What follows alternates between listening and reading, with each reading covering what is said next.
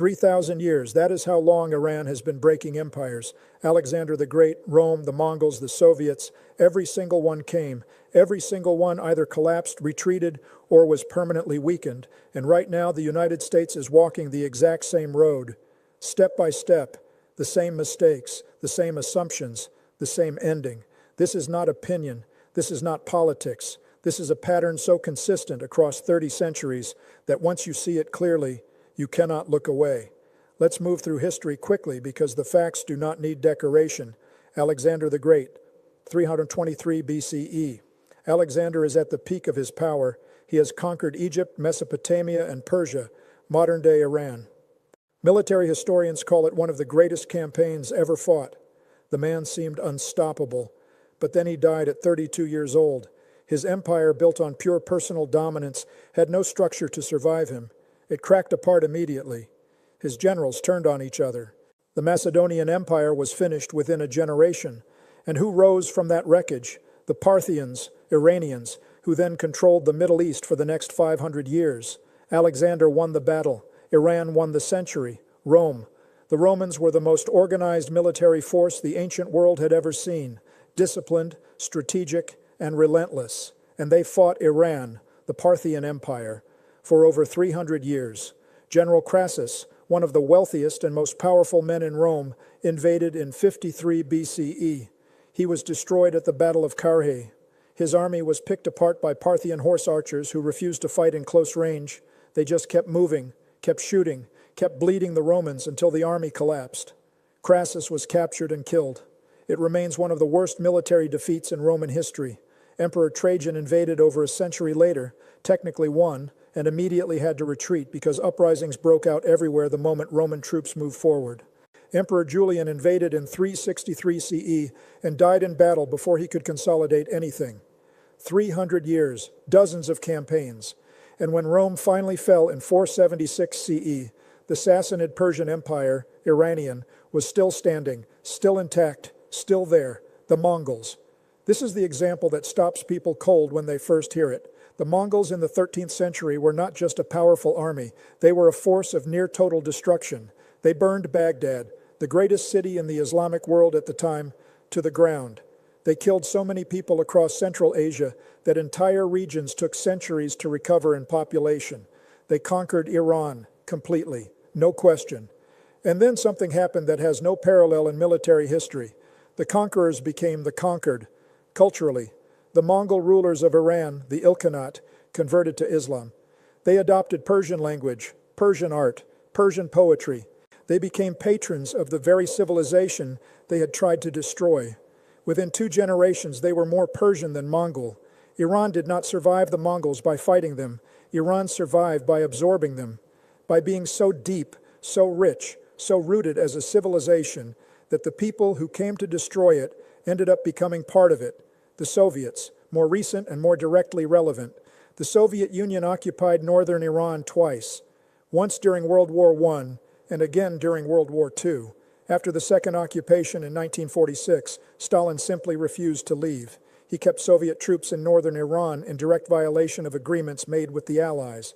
This became one of the first major confrontations of the Cold War. The United States and Britain pushed back hard. International pressure mounted. And Stalin, a man who had just helped defeat Nazi Germany, who controlled nuclear weapons, who ruled the largest country on earth, was eventually forced to pull his troops out of Iran. A nuclear superpower forced out of Iran without firing a single shot. The pattern is not subtle. It is not a coincidence. It is a structural reality. And it is happening again. If this kind of analysis is useful to you, hit subscribe right now. Every week this channel covers the stories that most coverage gets wrong or skips entirely.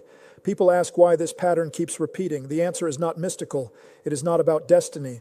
There are 3 hard, concrete, structural reasons why every empire hits a wall when it faces Iran. And all 3 apply directly to America today. Reason 1, geography makes conquest mathematically impossible. Iran is 4 times the size of Iraq. It has a population of 90 million people. To the west, the Zagros mountain range. To the north, the Alborz Mountains running along the Caspian Sea. To the east and south, vast desert and difficult terrain. Military strategists who have studied this seriously estimate that holding and controlling Iranian territory would require between 3 and 4 million ground soldiers. The entire active duty U.S. military, every branch combined, is approximately 1.3 million personnel, and those 1.3 million are already spread across bases in over 70 countries. The math does not work. It has never worked for any empire that tried it. There is no scenario, no technology, no air campaign that replaces the basic need for soldiers on the ground to hold territory. America does not have them. It cannot get them. The geography alone makes permanent conquest a fantasy. Reason 2, the cost trap is bleeding America in real time. This is the part that should concern every American taxpayer. One Iranian attack drone costs between $20,000 and $50,000 to produce. One American interceptor missile costs between $3 million and $10 million, depending on the system used. That means every single time Iran fires a drone and America attempts to shoot it down, America is spending 60 to 200 times more money than Iran spent to create the threat. Iran does not fire one drone at a time. Iran fires them in large coordinated swarms designed specifically to overwhelm air defense systems through sheer volume. During one documented exchange, the U.S. military fired 11 separate interceptor missiles at a single incoming Iranian ballistic missile. All 11 missed.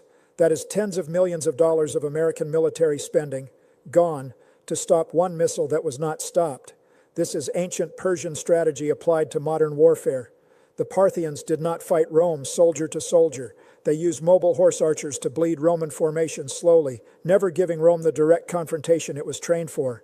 Iran today is doing the exact same thing, not with horses, with mathematics. The goal is not to win a single battle. The goal is to make every exchange so financially lopsided that the empire eventually cannot afford to continue. America is currently racing to replenish interceptor stocks faster than Iran can manufacture drones. That sentence about the most powerful military in human history should be deeply alarming to anyone paying attention. Reason 3. Iran has been preparing for this specific war for over 20 years.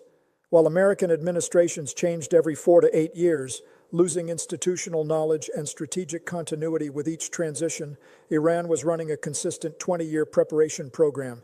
They studied U.S. military doctrine in detail. They mapped the location of every American base in the Middle East. They analyzed the psychological breaking points of American public opinion, specifically the casualty threshold, the point at which American domestic support for a war collapses. They studied the 2003 Iraq War, the Afghanistan withdrawal, and every American military engagement since Vietnam to understand exactly how and when American political will breaks. Then they built their entire military strategy around those specific weaknesses: cheap drones to drain the budget, proxy networks across the region to spread American resources thin, control of strategic choke points to apply economic pressure without direct confrontation. The current American administration, by contrast, entered this conflict with no stated plan beyond the initial strikes, operating on the assumption that a show of force would produce Iranian surrender. That assumption was not based on any serious study of Iranian history, Iranian strategy, or the structural realities outlined above.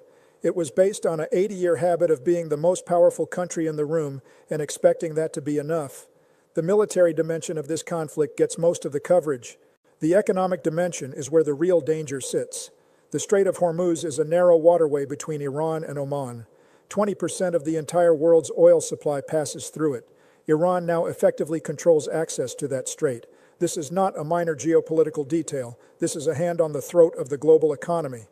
Larry Fink, the head of BlackRock, the largest asset management firm on the planet, overseeing more than $10 trillion in assets, went on record stating that if Iran maintains effective control of the Strait of Hormuz, oil prices could reach $150 a barrel and stay there for years.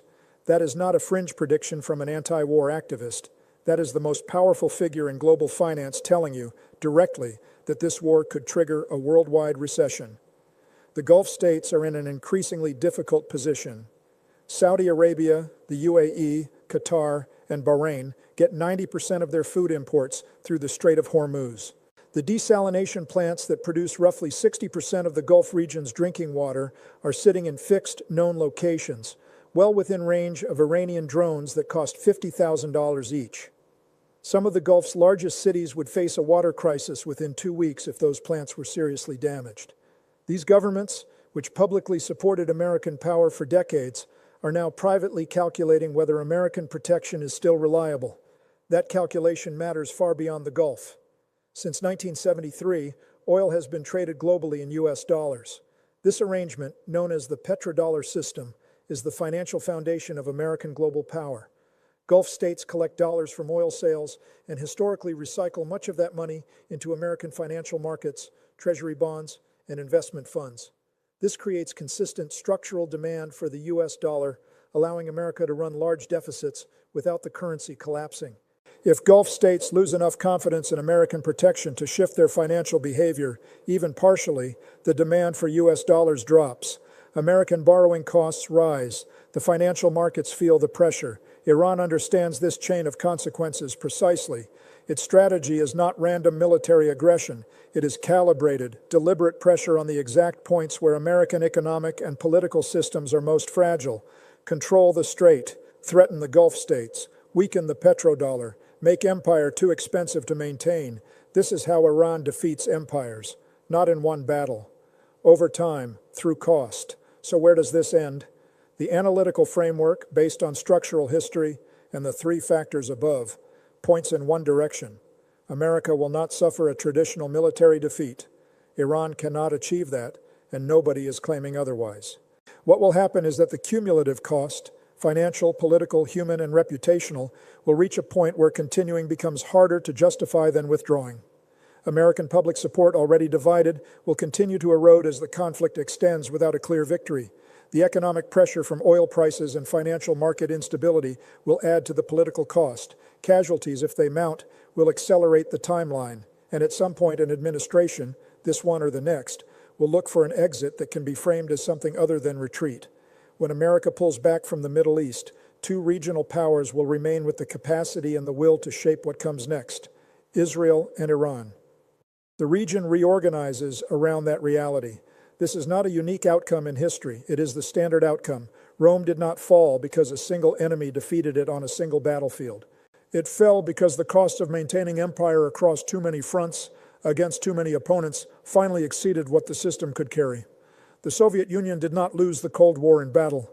It collapsed because the weight of unsustainable commitments, Afghanistan being a significant part of that weight, broke the financial and political system from the inside. History does not ask permission before it moves. It does not wait for the people in power to recognize the pattern. It just continues. Iran survived Alexander. It survived Rome. It absorbed the Mongols. It outlasted the Soviets. It is not doing this through luck or through any single military advantage. It is doing this because it plays a longer game than any empire it faces, because it has 3,000 years of practice at exactly this, at waiting, at absorbing pressure, at bleeding empires slowly until the cost becomes too high and the empire goes home. The graveyard of empires is not Afghanistan. It never was. The original, the oldest, the most patient is Iran. That is the full analysis. Now I want to hear from you. Do you think America pulls back from the Middle East within the next 5 years, or does this time end differently? Leave your answer in the comments. I read every single one and I reply to as many as I can. If this gave you something real to think about, share it with one person who needs to see it.